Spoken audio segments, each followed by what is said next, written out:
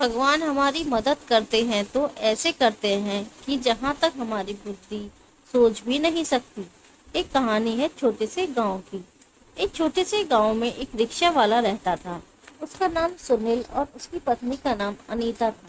सुनील बहुत ही दयालु और मन का सच्चा इंसान था। उसकी भगवान में श्रद्धा भी अटूट थी। कैसी भी परिस्थिति उसका भगवान पर से भरोसा नहीं डगमगाता। वह रोज ऑटो रिक्शा चलाकर लोगों को उनके घर लेकर जाता था। छोटे बच्चों से लेकर बड़ों तक सभी से उसका बर्ताव अच्छा था। अच्छे स्वभाव की वजह से सैकड़ों लोग उसे पहचानने लगे थे। आधी रात भी अगर किसी को आवश्यक काम के लिए बाहर जाना पड़े तो वे नेक इंसान तैयार हो जाता था। रात के समय भी औरतें भरोसे के कारण उस रिक्शे चालक की रिक्शा में ना डरते हुए जाती थी।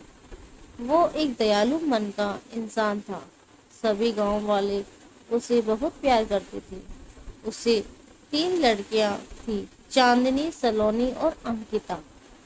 वह तीनों पढ़ाई कर रही थी। बड़ी लड़की की पढ़ाई पहले से ही पूरी हो चुकी थी।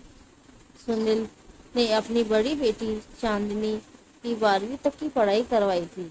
बाकी की 2 लड़कियां पढ़ाई कर रही थी। उसे उम्र होते ही उसने अपनी बड़ी बेटी की शादी करने का निश्चय किया। भगवान ने दिया हुआ उसके पास जो भी था वो उसके लिए काफी था।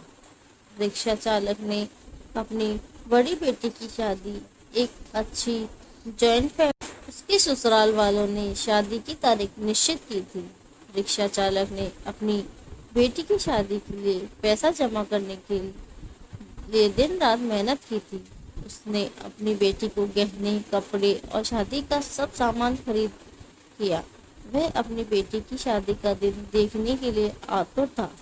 एक दिन वह भगवान के मंदिर में पूजा करने गया। मंदिर में पूजा करते हुए वह बोलने लगा, हे भगवान, मेरी बेटी की शादी जल्द होने वाली है। मेरी बेटी की शादी का सामान खरीदते समय मुझे कभी भी कोई कमी नहीं हुई। आपके दयालुपन से सब ठीक चल रहा है। सब सामान भी आ गया है। खाद्य पदार्थ भी पहुंच गए हैं। उसने इन सभी के लिए भगवान का उपकार माना और उन्हें धन्यवाद किया। शादी को 2-3 दिन बचे थे। वह अपनी बेटी के पास गया और बोला, मेरे पास तुम्हें देने के लिए ज्यादा नहीं है, पर मैंने तुम्हारे लिए कुछ गहने लिए हैं। एक अच्छे परिवार में तुम्हारा हाथ सौंप रहा हूँ। लड़का अच्छा काम करता है, वहाँ तुम्हें किसी भी चीज की कमी नहीं होगी। लड़की यह दूसरों की संपत्ति होती है, उन्हें एक ना एक दिन ससुराल जाना ही पड़ता है। कभी निराश मत होना बेटा। आज मैं तुम्हें यह पाठ सिखा रहा हूँ। बड़े लोगों की आज्ञा का पालन करना। अपने सास ससुर को अपने माता पिता समान समझना। मैंने तुम्हें 12वीं तक पढ़ाया है और सिलाई भी सिखाई है। ससुराल वालों ने तुम्हें कोई भी काम करने को कहा तो वह काम तुम जरूर करना।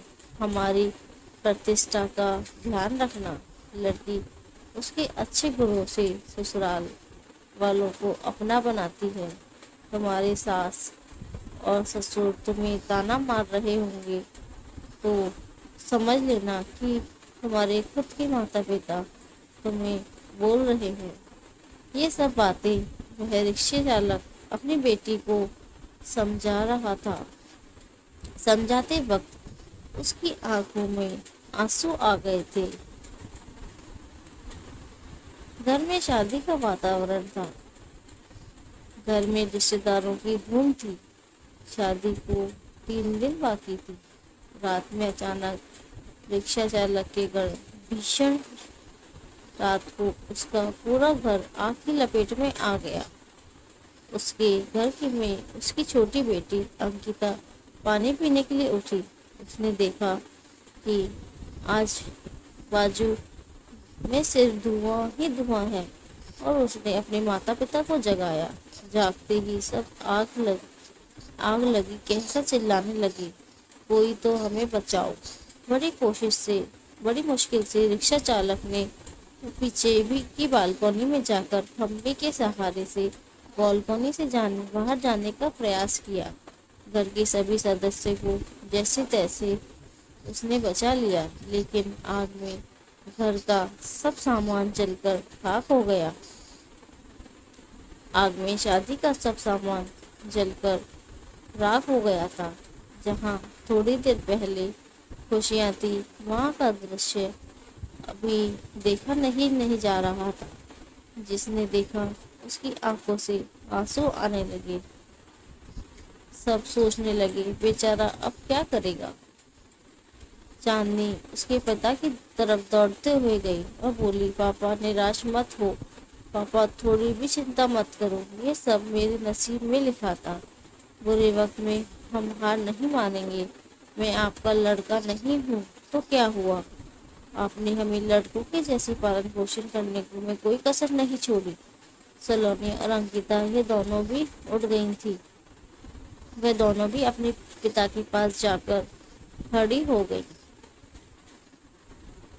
पापा, हम सब आपकी शक्ति है, हम तीनों की ही आपकी बेटियां नहीं बेटे हैं। आज से हम भी आपके साथ काम करेंगे। चांदनी बोली, अगर वो लड़का मुझे सच्चा प्यार करता होगा तो यह सब देखकर भी वह शादी के लिए तैयार होगा। जो भी होगा वह मैं आनंद से स्वीकार कर लूंगी, चिंता मत कीजिए। तीनों बेटियों ने मिलकर अपने पापा को समझाया। आजू बाजू के सब लोग इकट्ठे हो गए, साथ में बोल रहे थे कि ससुराल वालों को क्या जवाब दोगे। जो आया वह शोक व्यक्त करके चला गया था। सुनील के घर के पास लोगों की भीड़ जमा हुई थी। सभी बोलने लगे कि आपने अच्छे काम करके पैसे कमाए थे। सुनील बोला, कदाचित भगवान की यही इच्छा होगी। तभी उसकी पत्नी अनीता आई और बोली कि आप बस भगवान का नाम स्मरण करते रहो, आपके भगवान ने आपको बदले में यह सब दिया है। अब इस घर में कभी भी भगवान का नाम नहीं लेना। तभी सुनील उससे बोला, तुम नसीब वाली हो जो इतनी बड़ी आग में से तुम जिंदा वापस बाहर आई। यह नियति का खेल है, भगवान को क्यों दोष देते हो। किसी आदमी ने प्रेस में ये खबर दे दी। दूसरे दिन समाचार पत्र में खबर आई कि ऑटो रिक्शा चालक सुनील के घर में आग में जलकर सब खाक हो गया। उसकी बेटी की शादी के कुछ ही दिन बचे थे। गरीब आदमी अपनी बेटी की शादी कैसे करेगा। जिसने भी ये खबर सुनी उसने मदद की। उसे भले रिक्शा चालक को पहचानने वाला सब आए और पता नहीं सब ने अपने साथ क्या लाए। उसका घर तोहफे से भर गया था। किसी ने गहने, किसी ने कपड़े, किसी ने राशन तो किसी ने पैसे दिए। सब सुनने के बाद सभी रिश्तेदारों ने मदद की। शाम तक उसके घर में कितने रुपए जमा हुए थे पता नहीं।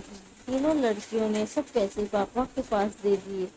तब सभी का अपनी आंखों पर विश्वास नहीं हो रहा था कि जहाँ सब दोस्त हो गया था वहाँ उसने तीनों लड़की के साथ बैठे बैठे इतने पैसे जमा कर लिए गए कि आसानी से शादी हो सकती थी। भगवान देता है तो छप्पर पार कर देता है। उसने अपनी बेटी की शादी मंदिर में बड़े धूमधाम के साथ, धूम धड़ाके के साथ की। लोग आपस में बोल रहे थे कि सच्चे मन के इंसान को भगवान मदद क्यों नहीं करता। आज भगवान के इस चमत्कार पर सभी की श्रद्धा थी। भगवान जो भी करते हैं वे अच्छा ही करते हैं। रिक्शा चालक की पत्नी बोली, मुझे माफ कर दो। गुस्से से भगवान को क्या कुछ नहीं बोल दिया। तीनों लड़कियां हंसते हंसते माँ की तरफ देख रही थी। देर बाद जहाँ सब सो रहे थे वहाँ सबके चेहरे पर खुशी दिखी। भगवान सच्चे मनुष्य की सबसे कठिन परीक्षा लेने में कोई कसर नहीं छोड़ते। सुनील और उसकी बेटियों ने संकट के समय एक दूसरे का साथ दिया। اپنا विश्वास डगमगाने नहीं दिया। सच्चाई और भगवान में विश्वास के साथ अपना कर्म करते रहिए। फल की इच्छा करो या ना करो, सही समय पर सही फल जरूर मिलता है। और जब भगवान हमारी मदद करना चाहते हैं तो ऐसे करते हैं जहाँ तक हमारी बुद्धि सोच भी नहीं सकती।